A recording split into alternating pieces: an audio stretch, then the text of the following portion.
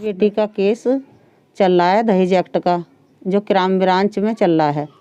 उसके जो आईओ हैं राकेश यादव हैं, उन्होंने मुझे कागज़ के बहाने से बुलाया कि आप अपनी बेटी के सब कागज़ लेकर मेरे पास आ जाओ विकास होटल पर।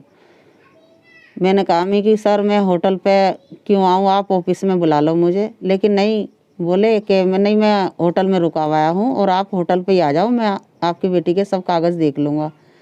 मैं वहाँ पे चली गई, एक कमरे पे ले गए, 102 नंबर कमरा उनका। सो वहाँ अंदर बैठाया, मेरे कागज़ लिए। कागज़ लेने के बाद में पहले तो थोड़े से कागज़ दे के हल्के फुल्के, फिर उसी के बाद में मुझे दबोच लिया उसने और मेरे साथ में गलत काम करा। मैंने कहा सर आपने ऐसे क्यों करा? तो बोले कि आप चिंता मत करिए, आपकी केस में बहुत कुछ कर सकता हूँ मैं इस लड़के को ज़रूर गिरफ्तार करूँगा। फिर उसके बाद उन्होंने मुझे फ़ोन पे बार बार कभी 9 बजे बुला रहे हैं, कभी 10 बजे बुला रहे, लेकिन मैं डर की वजह से वहाँ नहीं गई। शिकायत की फिर आपने किसी? फिर मैंने किसी से मतलब सलाह ली मैं कि मेरे साथ ऐसे हो रहा है और मैं क्या करूँ इसमें।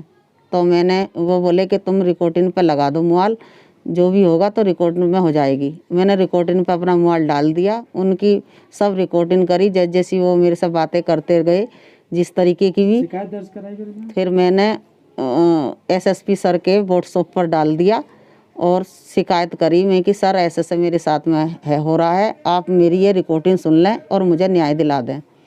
उन एसएसपी सर ने रिकॉर्डिंग सबरी सुन ली और पढ़ा तो उन्होंने राकेश यादव को सस्पेंड कर दिया।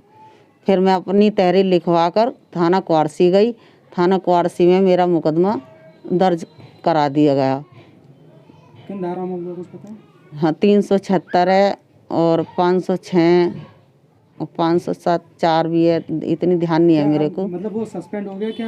हाँ, भी जाना चाहिए? हाँ, सस्पेंड भी हो गया है और वो जेल भी जाना चाहिए ज़रूर, क्योंकि आजकल ये हो रहा है कि महिला अपने पीड़ा लेकर थाने में जाती हैं आईओ के पास में, लेकिन कुछ लोग ऐसे होते हैं जो कि मजबूरी का फ़ायदा उठाने वाले आईओ होते हैं और उठा भी चुके हैं।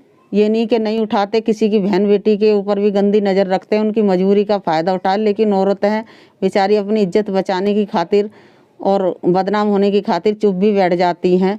इसलिए ऐसे आईओ को रहने का कोई अधिकार नहीं है। अब एक एसपीओ भी है, महिला एसपीओ, कि आपके सामने इस तरह के मामले पहले? हाँ, मैं एसपीओ भी हूँ, लेकिन मेरे सामने ऐसे आते हैं क्योंकि आईओ जो होते हैं हंसी मजाक भी करते हैं और मतलब लड़किन को गंदी नज़र से भी देखते हैं। कभी ये नहीं देखते कि हमारे भी घर में बहन बेटी। हाँ, मजबूरी का नाजायज़ फ़ायदा उठाते हैं। अब आप क्या चाहती हैं? अब मैं ये चाहती हूँ कि राकेश यादव को जेल होनी चाहिए। थाना क्वारसी में मुकदमा पंजीकृत किया गया है, जिसमें एक महिला ने निरीक्षक क्राइम ब्रांच पे आरोप लगाया है कि विवेचना के दौरान जो महिला से उन्होंने बलात्कार किया तथा उनके साथ अश्लील फ़ोन पे बात की। इस संबंध में एफआईआर लिखी गई है तथा विवेचना प्रचलित है और गुण दोष के और सबूतों के आधार